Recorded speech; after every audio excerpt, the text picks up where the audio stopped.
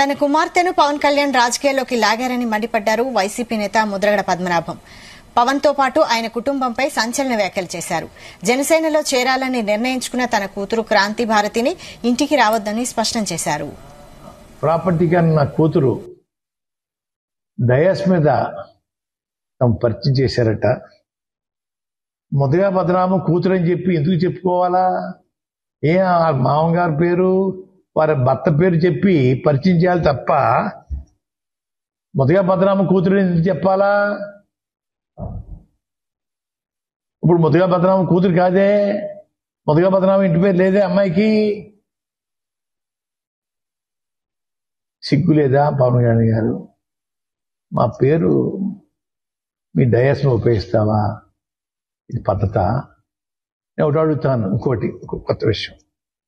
మా అమ్మాయిని పరిచయం చేసావు, ఓకే, మీ ఇద్దరు భార్యను కూడా పరిచయం చేయొచ్చు కదా, వదిలేసిన భార్యను పరిచయం చేయొచ్చు కదా, డయాస్ మీద గురించి పరిచయం చేయి, మూడో భార్య కూడా గురించి పరిచయం చేయి. అంటే ఎదరోళ్ళు లోకువా, ఎదరోళ్ళు నేను అవమానిస్తూ ఉంటావు అన్నమాట. నీ ముగ్గురు భార్యను గురించి డయాస్ పరిచయం చేయి. ఈడు మొదటి భార్య, రెండో భార్య వాళ్ళని డైవర్స్ ఇచ్చేసాను, మూడో భార్యతో ఉన్నా నేను, పరిచయం చేయి. ఉచ్చు నీచు లేవా? కులాల్లోనూ కుటుంబాల్లోనూ